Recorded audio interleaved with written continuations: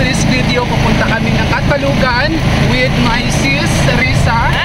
And Ate Consol, magpapasalon siya.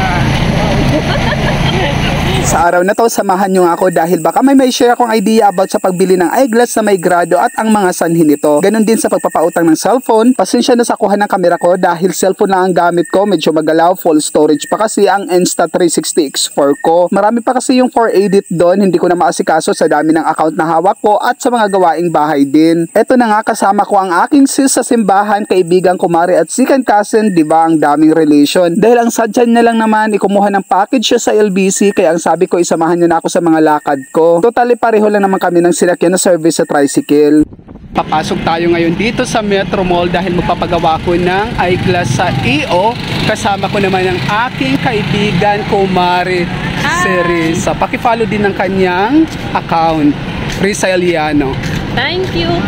Dito sa EO nga ang napili kong puntahan dahil sa kilalaang optical shop na to, garantisado din sa kalidad at abot kayang mga presyo din nila. Depende sa frame ng eyeglass na kukunin mo. Pang-apat ko na nga itong bibilhin na eyeglass ngayon dahil yung huli kong binili, naiwan ko sa Barangay Albalate at dahil nga sa malayo ito sa amin, hindi ko na binalikan. Para nga pala sa mga walang idea dyan, yung mga nakadisplay na yan, pwede nyo nang bilhin. Kaso per fashion lang dahil wala pa namang mga grado yan. Ngayon kung gusto nyo po ng pang-reading eyeglass, kung halimbawa ang bibilhin yung frame ay 795, kailangan nyo lang magdagdag ng 998 pesos. Bawat section ng eyeglass nila ay may iba't ibang brand ng frame at presyo tulad ng 6,000. Pero dahil naka 50% off sila kaya naging 3,000 na lang. Meron din silang 999 at 795. Lahat ng nasabing presyo ay frame pa lang yan. Ngayon kung may grado na ang mata mo, magpapalagay kayo ng lens na naaayon sa grado ng mga mata nyo. Pero syempre kailangan nyo muna magpa-check up at ang maganda naman dito ay libre na sa kanila. Nakalimutan ko nga kunan ng video habang nagpapa-check up ako. Huwag kang mag-alala kung wala ka pang pampagawa ngayon ng salamin at sumasakit talaga ang ulo mo. Kailangan mong magpa-check up, pwede naman. Yun nga lang, refraction kung tawagin. Ibig sabihin, hindi pa totally talaga i-check up yung mata mo, parang basic na check up lang. Sa case ko, dahil may grado talaga mata ko, nung una nasa 25 lang yung kaliwa at yung kanan naman ay 75 lang. Pero dahil hindi nga ako sanay magsuot ng salamin, bukod sa sagabal siya sa mukha ko, dagdag pa yung walang makapitan ng salamin ko. Nung nagpagawa ulit ako ng salamin, tumaas na siya, naging 275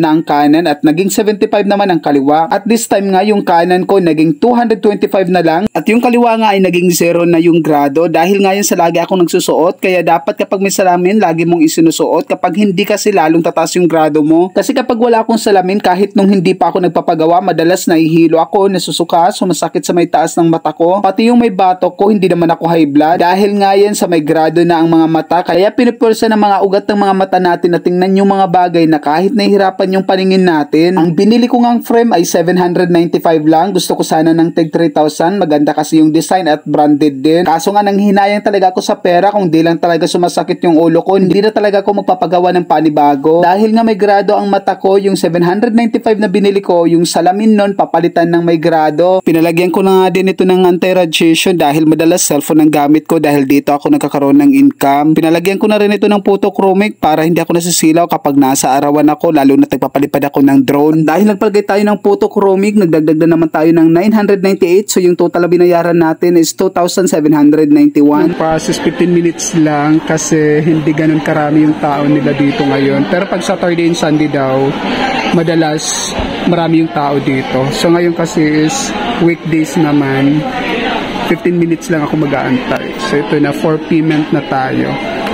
At dahil may nakiride sa credit card ko at cellphone ang gusto niyang bilhin with minimal lang naman na interest, 15% for 3 months na, at kung mas mataas pa sa 3 months na hulugan ang gusto nyo, pag-usapan natin yan dahil magbabago ang interest ko. Isa din talaga sa nakatulong ang credit card sa akin dahil ginamit ko siyang sideline business sa Manila. Marami din kasi kami mga client na ganito ang sideline nila, kaya humingi ako ng mga tips nila kung paano gamiting sideline ng credit card. Di hamak naman na mas mababa ang interest ko. Ang problema ko lang kasi dito sa Catbalogan, wala silang card terminal ng RCBC, kaya straight or 1 month payment lang ang mangyayari. At dahil nga installment naman ang gusto ng customer ko, kailangan ko pang mag-convert from straight to installment sa online bank app. Pagkatapos nga naming bumili ng cellphone at habang inaantay pa yung eyeglass ko, inaya ko muna sa Sis Risa na mag-snack muna dahil nagugutom na ako. Mango shake with Oreo toppings ang in-order ko at ang kanya naman ay mango hot choco. Ayaw niya kasi ng malamig dahil may bisita siya. Para din naman malungkot ang drinks namin, nag-order na din ako ng paborito kong potato corner. Biga size na para dalawang flavor, sour cream and cheese na lang dahil wala yung paborito kong chili barbecue. At habang kumakain kami, konting kwentuhan lang tungkol sa pagiging breadwinner at pagtulong sa kapwa. Dahil pareho kaming Capricorn, may common denominator kami sa mga bagay-bagay.